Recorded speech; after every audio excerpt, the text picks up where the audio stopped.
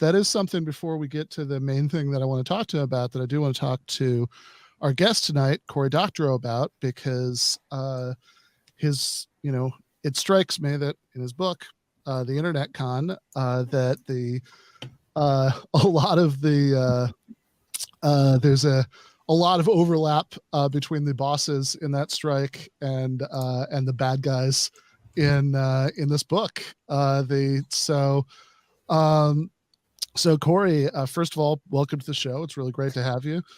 Thank you. It's wonderful to be here. That was a banger of an opening. Did you guys mix that yourselves, or? No. We that was pre-existing, but from the UAW. But also, my 15-year-old says I'm not allowed to call things bangers, just for the record. Well, that's I think it's okay, as long as they don't watch this, so they didn't catch you. But in any case. We do have some, it's hard to say. I know lawyers are still hammering out the contract language, but there are at least some reports of what might be in that WGA contract. Shake, do we have that clip from Crystal? The writer's strike that has been ongoing in Hollywood, put this up on the screen, for 146 days. Looks like it may be coming to a close. They have reached a tentative agreement. This, you see on the one side of your screen, is an email that went out to all Writers Guild members. They say, we've reached a tentative agreement on a new 2023 MBA, which is to say an agreement in principle on all deal points subject to drafting final contract language.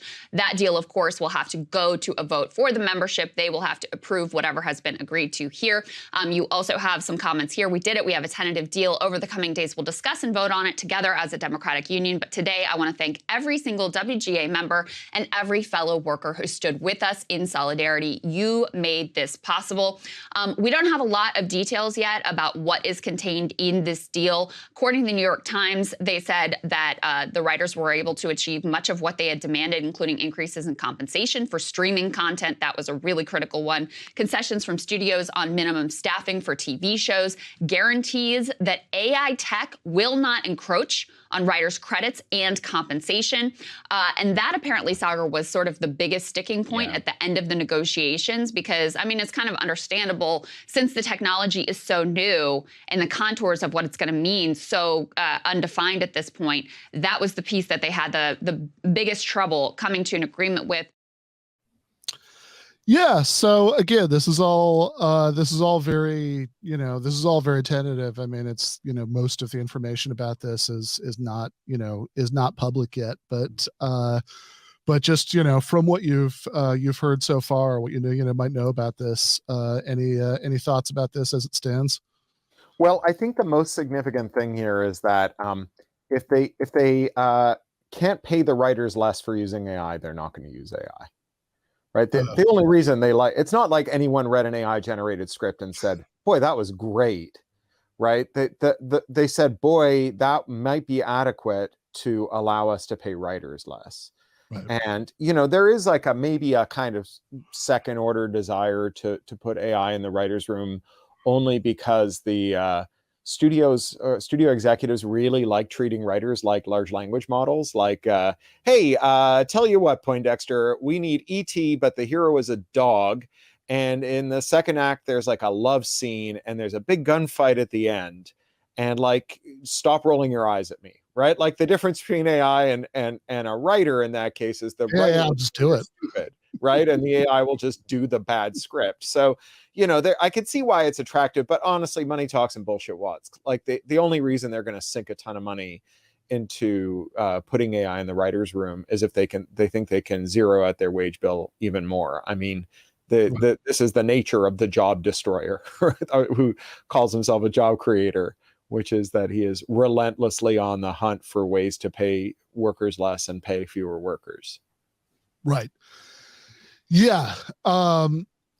And this is, and again, this does come back to some of what you talk about in your book, So I want to get into this. This is really fun for me to read. Actually, many years ago, I had when I was a graduate student at the University of Miami in like 2009, 10. I had I remember. So I taught a class that was cross-listed between philosophy and computer science called Social and Ethical Issues in Computing, where you were a very large part of the reading list. I remember you had a book I made people read back then of essays called Content, and this is, yeah, I mean, this is definitely like there is definitely some commonality between what you're talking about here and some of the sort of copy fight stuff that you were talking about back then. There's some familiar themes, but there was also a lot that was new. So I mean, just in the broadest strokes, I mean, what's the idea of this book? Why did you write this? So I think I'm still trying to figure out how to give this in broad strokes.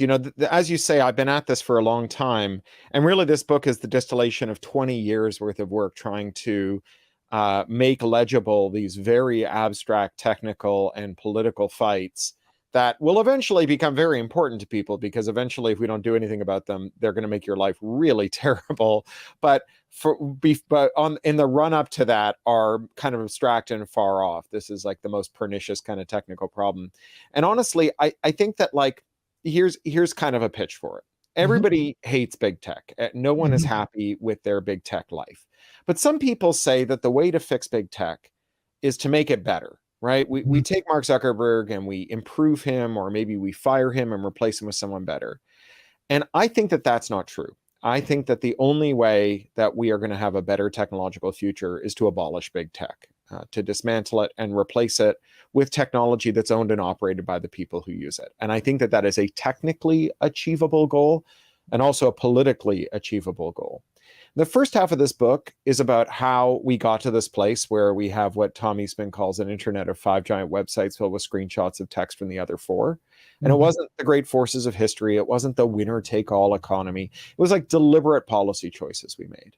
And the second half of the book is how to unwind those choices, what to do about it. Because, the concentration of tech and the harms that arise out of it, they're not unique to tech. I mean, we have massive concentration in groceries and aviation and banking and beer and ballet shoes and bottle caps, vitamin C. One company does all the vitamin C. One company makes all the eyeglasses, right? Yeah. And the difference is with tech that it has these distinctive technical characteristics, right? That are hard to get your head around, but really important. And they give us tools to use to make tech less dangerous and to return control to people and to make the companies weaker that we don't have in beer or bottle caps or ballet shoes. Yeah, so I do want to talk a little bit, since it is something you spend a lot of time on in that early part of the book, on the sort of more general aspects of the problem, because something you point out is that there's all this sort of mythology around tech company executives that sort of cast them as like these, I don't know, heroes of Ayn Rand novels, who have singular vision, and that's just why they became so successful. Or the corollary, right, which is that they're super geniuses who are super evil and far worse than the tech barons that we had, the would-be tech barons that we had before. The reason Sun Microsystems didn't take over the internet is they weren't as smart or as evil as these guys. And I want to dispel both of those myths, because I don't think these guys are particularly smart or particularly evil relative to every other tech bro we've ever had.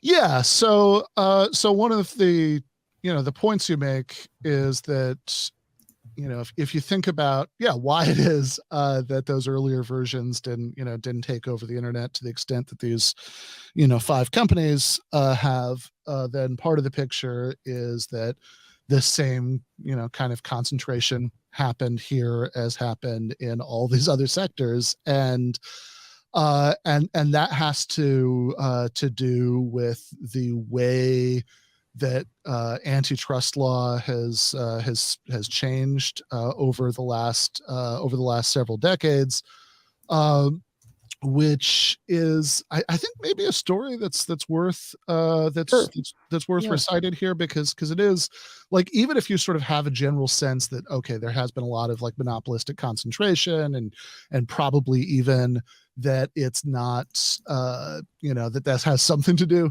with the regulatory environment, I think some of these details might still be pretty surprising. Yeah, I think that's a great place to start. So let's start with way back, 1890. There's a senator then called John Sherman, brother of Tecumseh Sherman.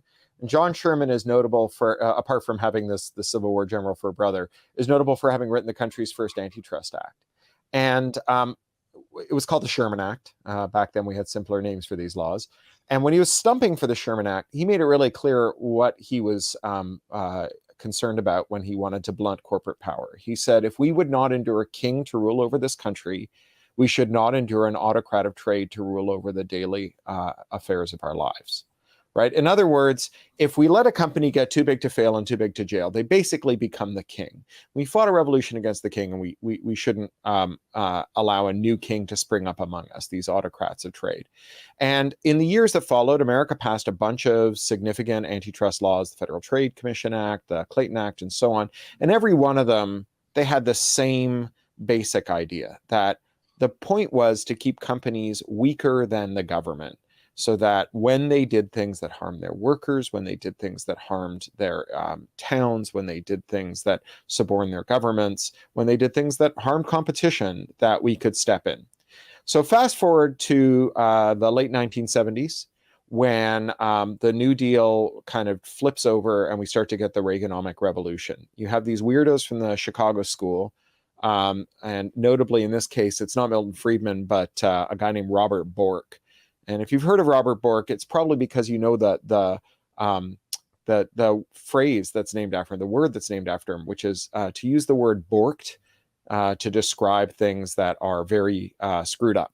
And we get borked because Robert Bork had been Nixon's Solicitor General, and Reagan tried to put him on the Supreme Court. And when he went for his confirmation, he handled it so badly that now we use borked as a general term to describe things that have gone really disastrously. So Robert Bork was a conspiracy theorist, and he wrote this book called The Antitrust Paradox, in which he said, even though John Sherman and everyone who introduced an antitrust bill after him all were very clear about why they wanted antitrust, they were all like lying, that there was a hidden message. And the hidden message was that monopolies are actually super great. They're very efficient. Monopoly is evidence that people like your products, that they buy your products instead of anyone else's. And we got to be really careful when we go after monopolies, because we'll just destroy the best companies in the world if we go after monopolies. So instead, we should look for possibly mythical kind of monopoly, which is the monopoly that's bad for us as consumers. And that would be the monopoly that raises prices or lowers quality. And so whenever a company wants to do a merger and the regulator wants to think about it, or after merger when the company does things that are pissing us off, we are going to have these mathematical models that will determine whether or not that conduct was the result of market concentration. Yeah, so this is really worth emphasizing, because if you sort of hear this and say, oh, maybe, all right, so monopolies, our theory of monopolies is not that they're bad in general, but that they're bad when they do stuff that's bad for the consumer. You might naively think, okay, so like once a merger happens, if they then like raise prices, Right. then we know that this falls into this category. We can do some trust busting after all, but not so much. Yeah, so Bork says, well, look, maybe they're raising prices because like there's been an oil shock. Maybe they're raising prices because there's been a labor shock. Maybe they're raising prices because the moon is in Venus. Whatever reason they're raising prices, like if it's not because they're greedy, well, then we don't want to punish them, right? I'm sure that these, noble custodians of our economy don't want to gouge us on prices. They, and if they have to, that's just kicking them when they're down. Right. And so let's use these mathematical models to find out why they're raising prices. And of course, the only people who knew how to make the mathematical models were other freaks from the University of Chicago School of Economics. And they did it for money, and they would just make the model that proved whatever it was you were doing was fine. And so fast forward 40 years, and like in every sector, you have massive market concentration. I mean, you just finished talking about the Hollywood strikes. Well, you know, in the sector that I work in the arts, I live down the street from the Hollywood studios, and I'm a member of one of the guilds. And I write novels, and I operate in a market where we have 5 giant publishers, 4 giant studios, 3 giant labels, 2 giant companies that do all the apps, and 1 giant company that controls all the ebooks and audiobooks. And that is characteristic of all kinds of markets. And when you put it that way, you start to understand how it is that this is bad for us, not just as consumers, which isn't the be all and end all of our existence. We have lots of other ways of existing in the economy, but especially as workers. That, you know, a one company town is a town in which workers are going to get screwed. Yeah, absolutely. I mean, this is, and I think actually in the specific context of the Hollywood strike, you know, you can really see what some of the dynamics of that are with, when you talk about, strike against studios, right? You think like traditional movie studios, and not like Apple. But right. Well, and you're getting into really the thesis of another book I wrote with my colleague Rebecca Giblin. I write when I'm anxious. So during lockdown, I wrote 8 books, and this is number 4. And one of the other books was a book called Choke Point Capitalism that I wrote with Rebecca, who's a copyright expert from Australia. And our point is that, like, while some people would say, well, the problem that artists have is that they're governed over by venal, coked up Hollyweird fat cats, and if they only had noble tech bros ruling over them, they'd be fine. And other people say, oh, it's those tech bros that want to destroy them. They don't really understand the arts. You need to put your trust in the entertainment industry. And we just say, like, per that great documentary Animal Farm, that by the final scene you can look from the pigs to the men and the men to the pigs, and you won't be able to see the difference. I'm sorry for not giving a spoiler alert there for people who haven't read the book. Sure. Yeah.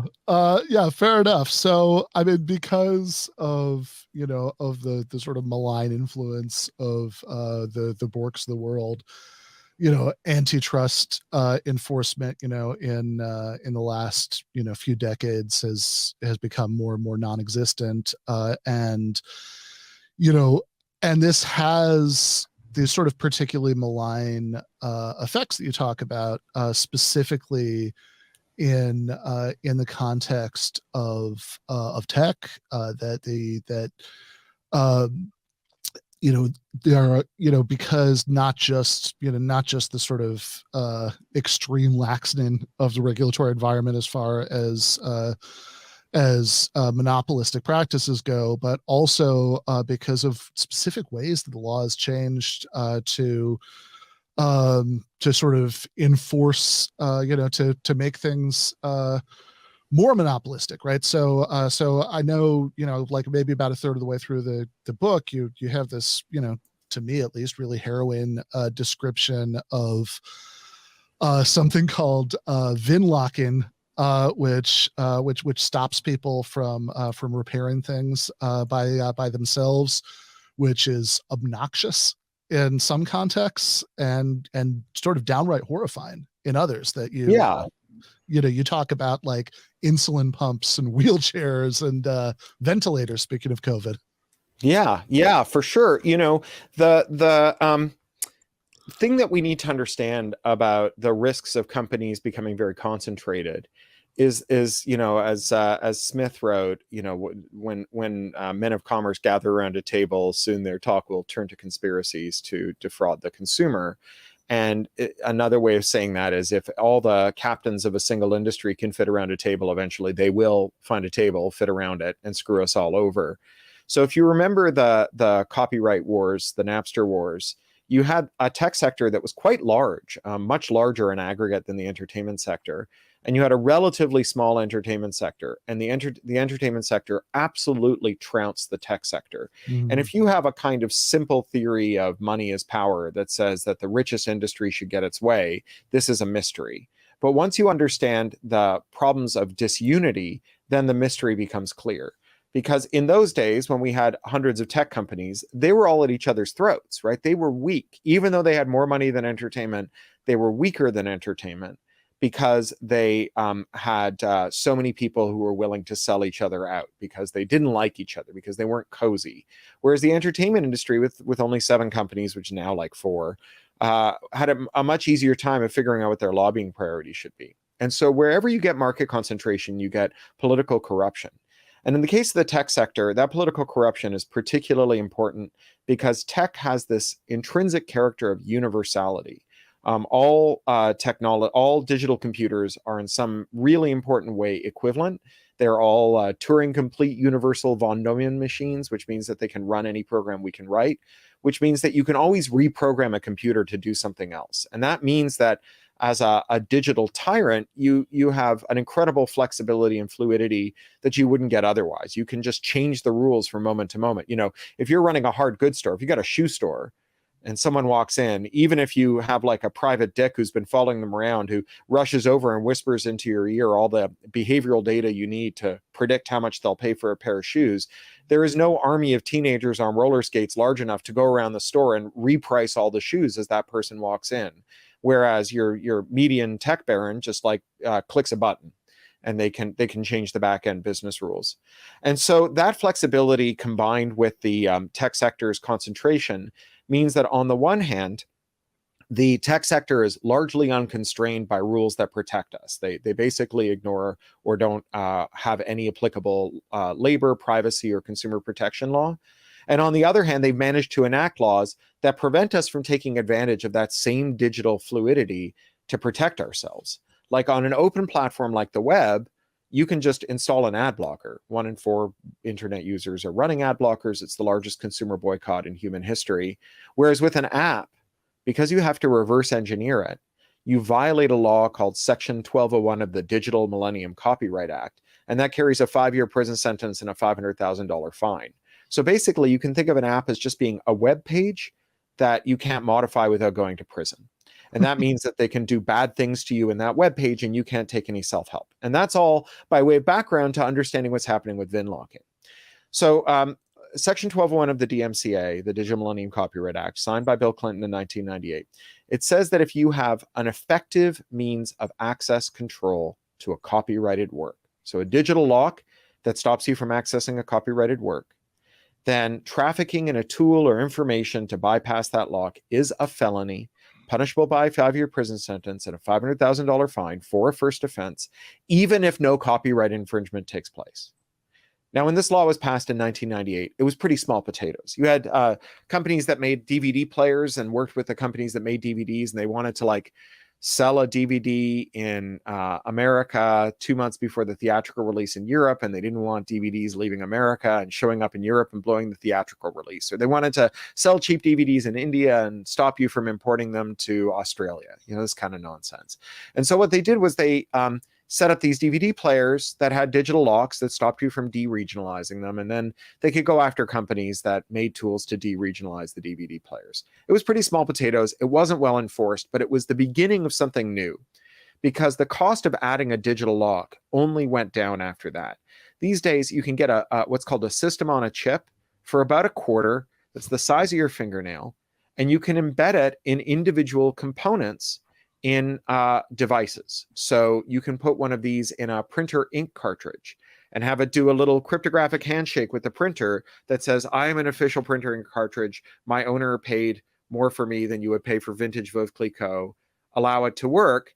And if you don't have that chip, then the printer can spit out the printer cartridge the way a baby spits out their pacifier. And reverse engineering that chip and bypassing its digital lock in order to make chips that allow you to use any ink you want in your printer becomes a felony, because you have to bypass the digital lock. So the reason it's called VIN locking is that the automotive sector really likes this, and they put it in subcomponents of car engines. So you could install a part in your car, and it would be the manufacturer's part in your car installed correctly. But until the manufacturer's representative typed an unlock code, the car wouldn't start working, right? That the engine and the part would refuse to work with each other.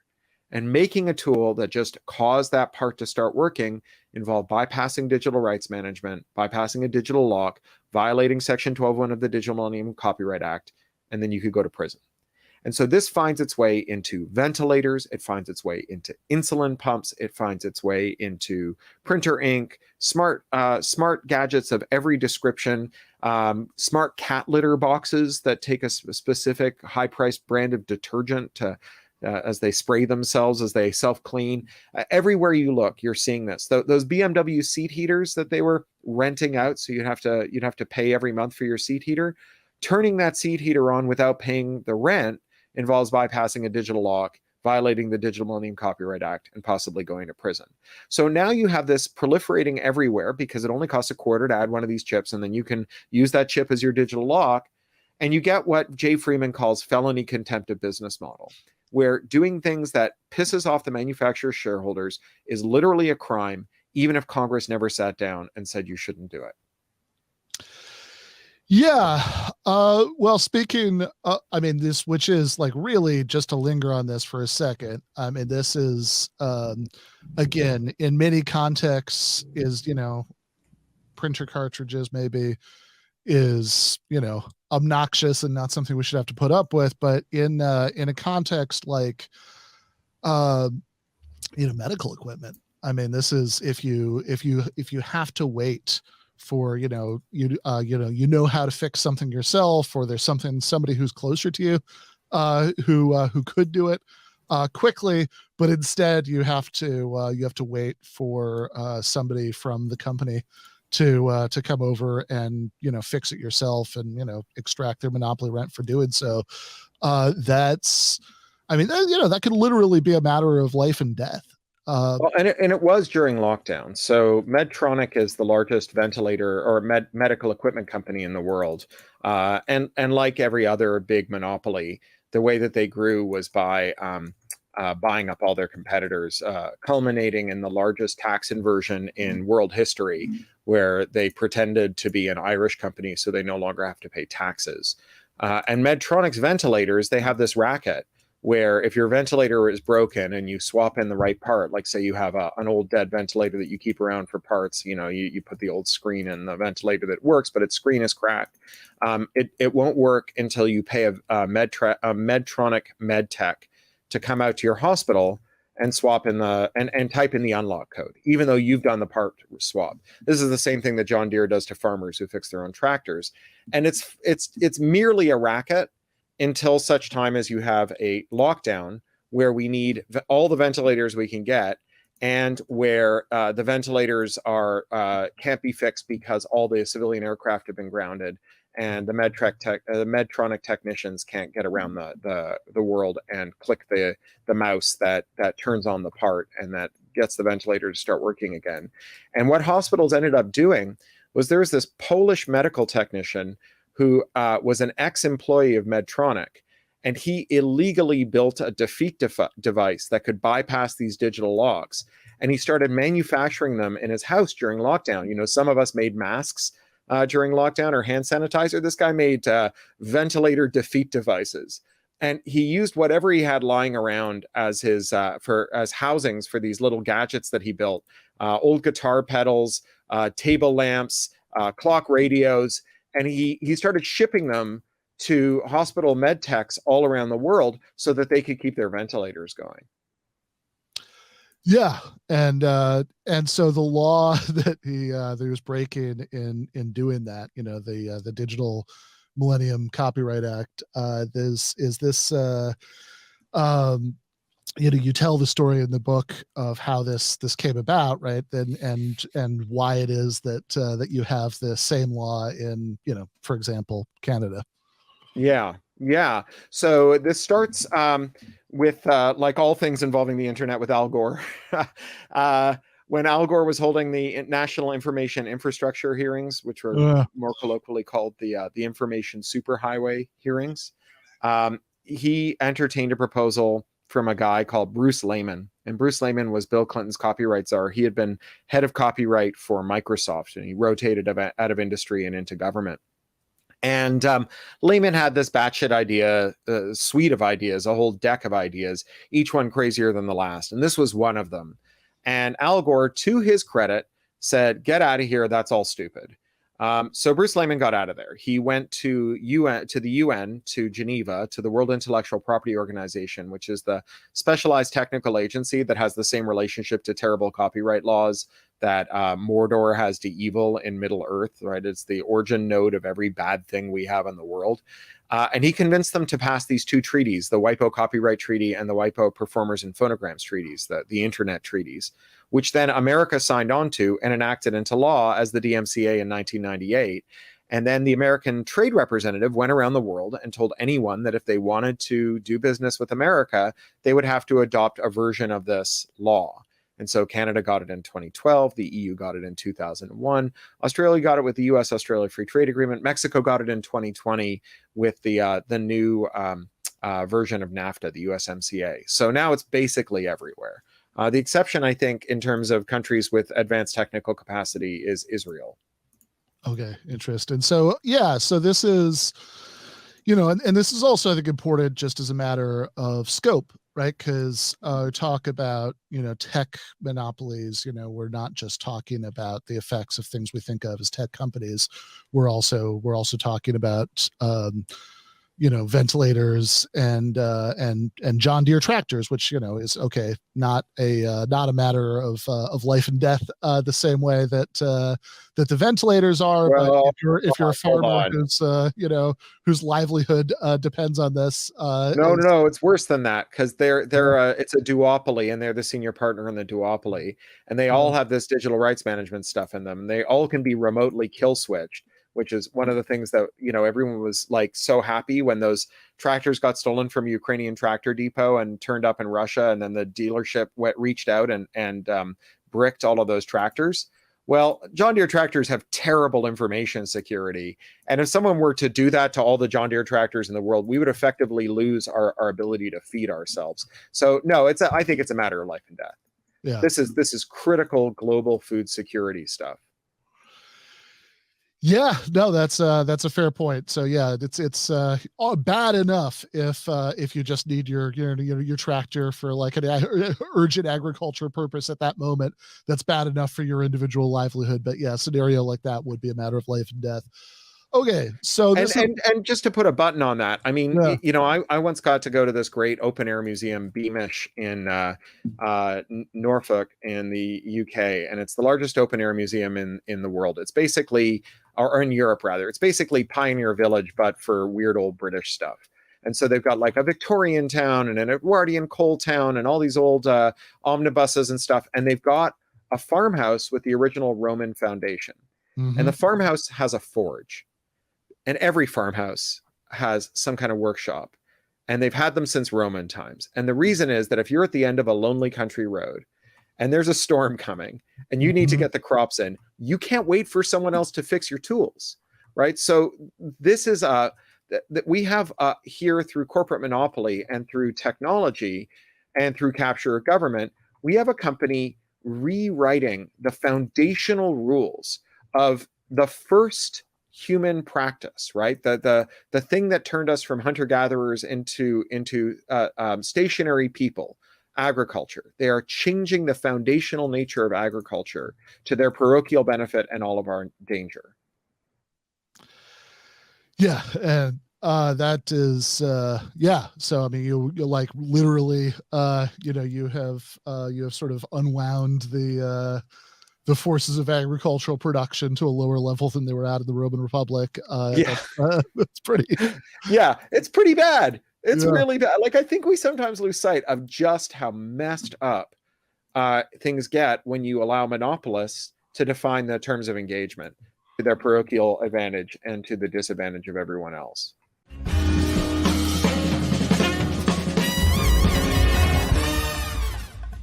You have been watching free public content from Give Them an Argument.